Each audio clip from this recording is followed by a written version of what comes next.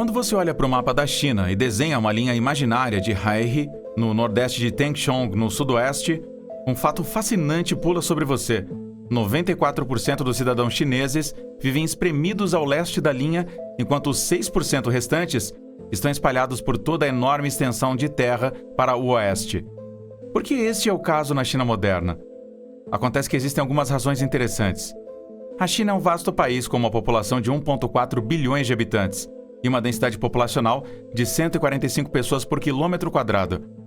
A população é dividida em 4 grandes grupos linguísticos: Mandarim, Hu, Yue e Min. A maioria da população é de etnia chinesa Han, que responde por 92% da população da China.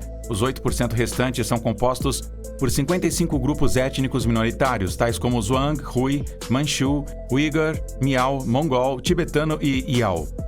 Entretanto, o que ficou conhecido como a linha Hu se tornou indiscutivelmente a característica geográfica mais importante da China, com implicações demográficas, econômicas, culturais e políticas para o passado, presente e futuro do país. Mas não está em nenhum mapa oficial da China, nem está no terreno real da República Popular. Não há monumentos em suas extremidades, nem em Heihe, no norte, que é apenas um gélido nada através do Amur de Blagovestchensk, no extremo oriente da Rússia, nem em Tengchong, no sul, que está situado entre as colinas que rolam em Myanmar, nem as 2.330 milhas ou 3.750 quilômetros na diagonal que liga os dois pontos. A linha Hu é ao mesmo tempo invisível e também fictícia. No entanto, o ponto da linha Hu é tão relevante hoje quanto era quando ela foi concebida pela primeira vez. Hu Huanyong, um demógrafo chinês, usou um mapa da linha desenhado à mão para ilustrar o seu artigo sobre a distribuição da população da China no Jornal Chinês de Geografia em 1935. O objetivo do artigo e do mapa é que a população da China é distribuída de forma desigual, e não apenas um pouco, mas muito. A área a oeste da linha representava 64% do território da China, mas apenas 4% de sua população. E, em contraste, 96% da população chinesa vivia a leste da linha de demarcação geodemográfica. Como o Hu se referiu a ela, em apenas 36% da terra. Muito mudou na China desde que Hu traçou sua linha. A outrora fraca república pós-imperial evoluiu para uma potência mundial altamente centralizada. Sua população quase triplicou, de 500 milhões para quase 1,4 bilhões de pessoas. No entanto, os fundamentos do desequilíbrio permaneceram praticamente inalterados. A China reconheceu a independência da Mongólia, reduzindo a área oeste da linha Hu. No entanto, a distribuição em 2015 foi a seguinte: a oeste da linha, 6% da população ocupa 57% do território, com uma densidade populacional média de 39,6 pessoas por milha quadrada, ou 15,3 por quilômetro quadrado. A leste da linha, 94% da população vive em 43% do território, com uma densidade populacional média de 815,3 pessoas por milha quadrada, ou 314,8 pessoas por quilômetro quadrado. Esta distribuição populacional fascinante é até mesmo visível do espaço. Os satélites veem a área a leste brilhando com cordões de luz em forma de lanterna à noite, enquanto o oeste é um manto de escuridão quase total, pontuado apenas ocasionalmente por sinais de vida. Então, qual é exatamente a razão para esta distribuição selvagem da população? A resposta está nas condições climáticas da China, o que torna mais difícil para a vida florescer no lado ocidental do país. Para começar, há uma enorme diferença nas quantidades de chuva que o oeste e leste da China recebem, e isso se deve a uma condição climática única, conhecida como sombra de chuva. E esta condição causa a desertificação, a desgraça da agricultura. As montanhas e outras características topográficas também têm um impacto significativo sobre a precipitação. Sombras de chuva ou regiões secas no lado protegido de algumas cadeias de montanhas podem estar entre os lugares mais secos do planeta. As sombras de chuva são formadas por uma variedade de fatores, incluindo ventos predominantes, características topográficas e padrões meteorológicos locais. Os ventos predominantes são padrões de vento que frequentemente ocorrem em locais específicos. Quando uma cadeia de montanhas corre perpendicularmente aos ventos predominantes, a umidade é levada em direção às montanhas no lado do vento. Se os ventos tiverem, então, um longo alcance, a distância que o vento pode percorrer sobre a água aberta, o ar se tornará muito úmido. A chuva ocorre quando os ventos predominantes empurram o ar úmido contra características topográficas, como montanhas, o forçando a subir. O ar sobe e esfria quando o vento encontra as montanhas. A chuva cai quando o vapor de água no ar condensa.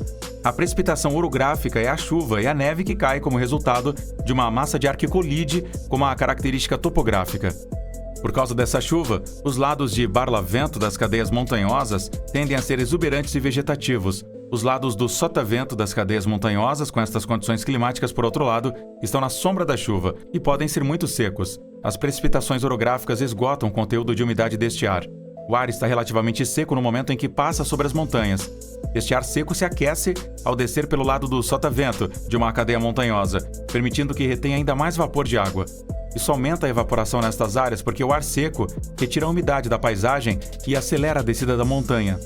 Isto pode resultar em ventos fortes do foehn, que são comuns nas sombras da chuva e podem causar aumentos dramáticos de temperatura e umidade. A terra na sombra da chuva é árida, com pouca cobertura de nuvens.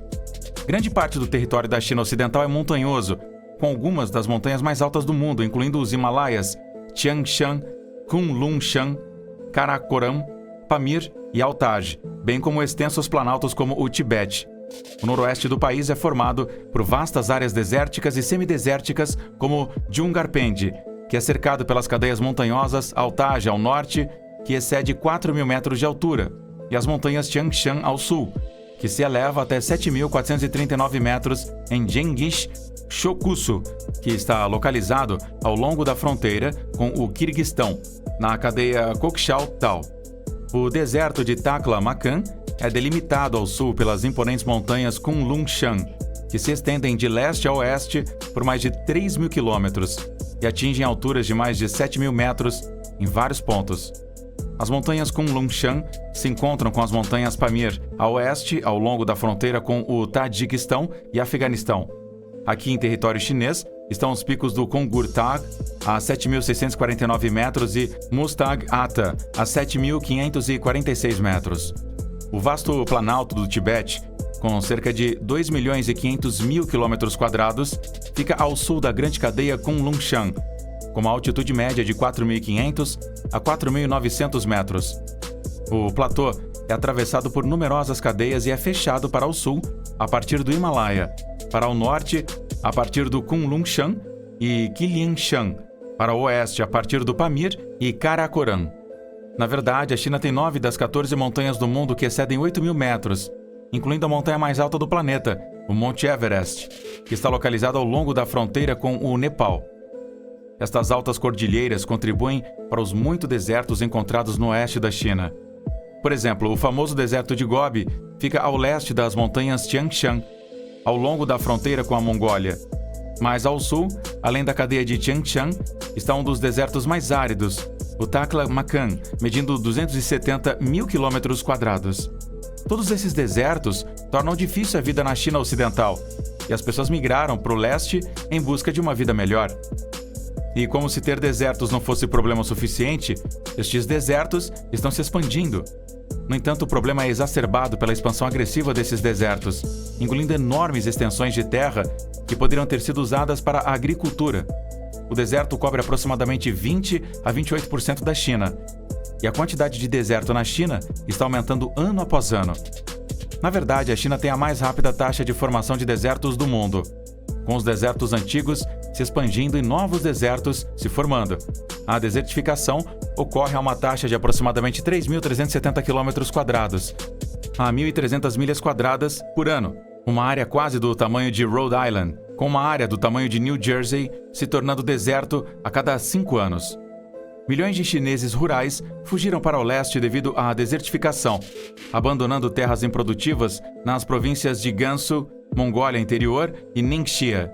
De acordo com um estudo do Banco Asiático de Desenvolvimento, 4.000 vilarejos estão em risco de serem engolidos por areia à deriva. Na China, uma migração na escala do Dust Bowl, nos Estados Unidos na década de 1930, já ocorreu. O único problema é que não há Califórnia para onde fugir na China. Muitos daqueles deslocados pela desertificação acabaram como trabalhadores migrantes nas cidades do leste, expandindo ainda mais a população dessas cidades. Chuva significativa não caiu em partes da província de Ningxia nos últimos anos, tornando a agricultura praticamente impossível. dezenas de milhares de pessoas foram realocadas de vilarejos no pobre sul de Ningxia para 215 mil acres de terra recém-irrigada, perto do Rio Amarelo, no centro-norte da China. O êxodo ocorreu entre 1998 e 2000 e custou aproximadamente 325 milhões de dólares. No entanto, o governo diz que mais de 150 milhões de pessoas terão que ser transferidas no futuro.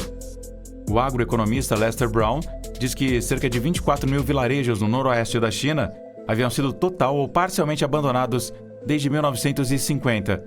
Os vastos desertos Taklamakan e Kamtag da China Ocidental estão se expandindo tão rapidamente que se espera que eles se fundam num futuro não muito distante.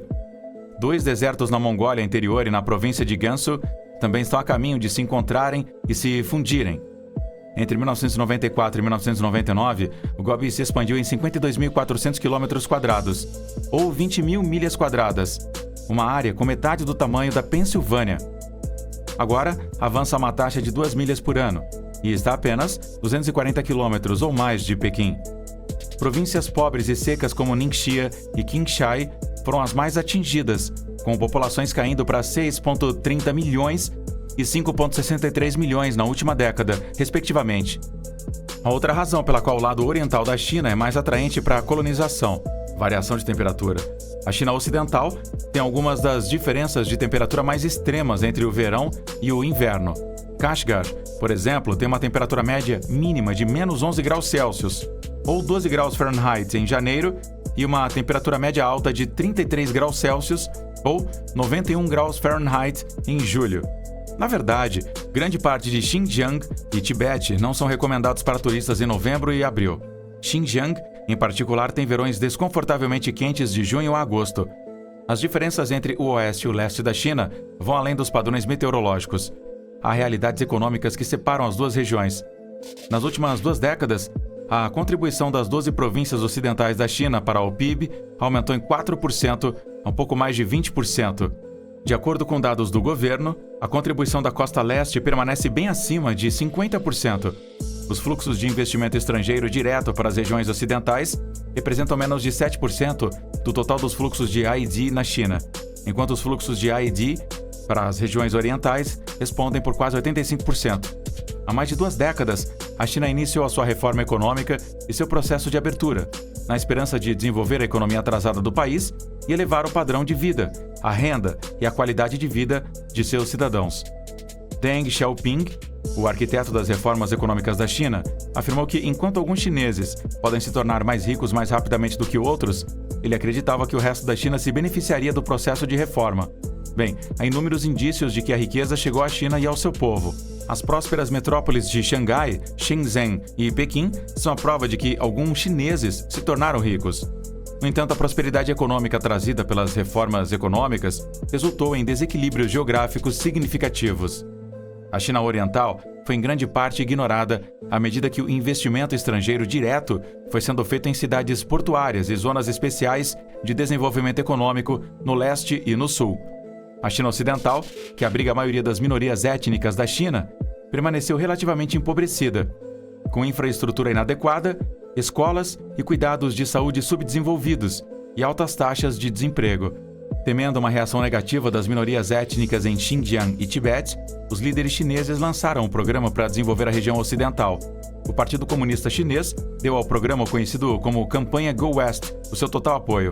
A campanha Go West busca redirecionar quantidades significativas de gastos do governo central, investimento estrangeiro direto e financiamento de desenvolvimento econômico internacional para as regiões ocidentais. Seus objetivos são desenvolver a economia, a infraestrutura subdesenvolvida, assim como elevar o padrão de vida no Ocidente. Muitos críticos, no entanto, questionam a sinceridade do governo. Eles argumentam que a campanha é uma desculpa para a China explorar os vastos recursos naturais da região ocidental, enquanto impõe medidas rigorosas de segurança para evitar que os separatistas étnicos se separem da China. Eles expressam preocupação de que a construção de infraestrutura física atrairá um grande número de chineses étnicos, minando muitas culturas únicas da minoria étnica do Ocidente. Os críticos também temem que o desenvolvimento devastará o ecossistema da região ocidental. O Congresso dos Estados Unidos, por exemplo, está preocupado com o tratamento dado pela China às minorias étnicas na região ocidental, bem como com as restrições à liberdade religiosa e ao reassentamento involuntário.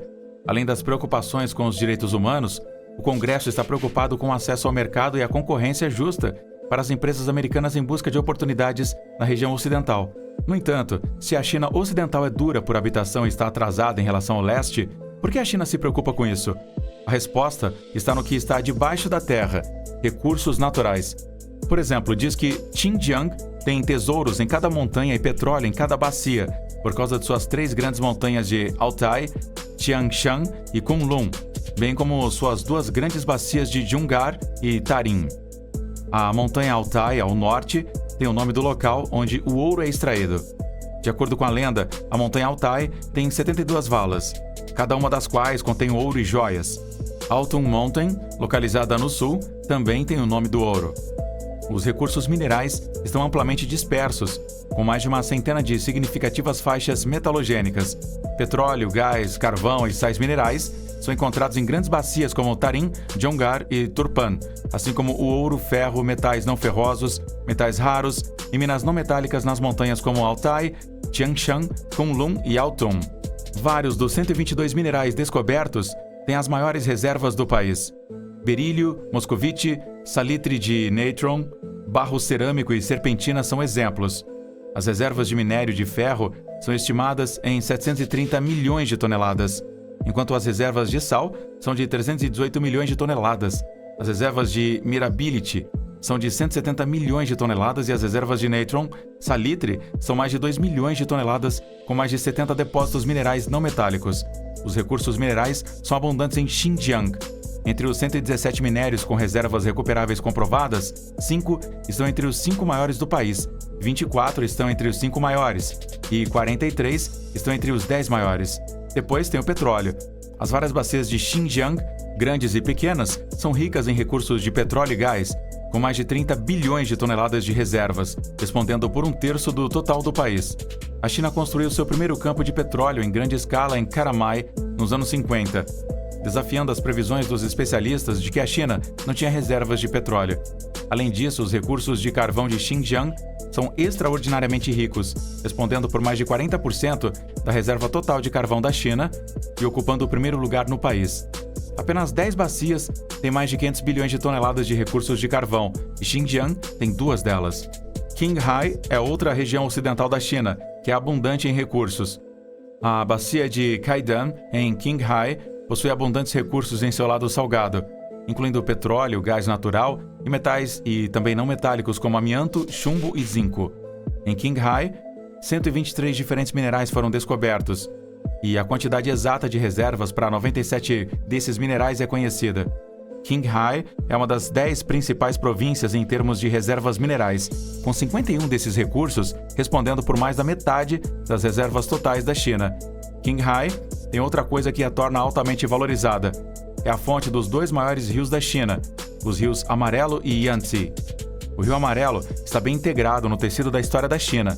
Na verdade, a história registrada da civilização chinesa começa com a dinastia Xia, que durou de 2100 a 1600 a.C., nas margens do Rio Amarelo.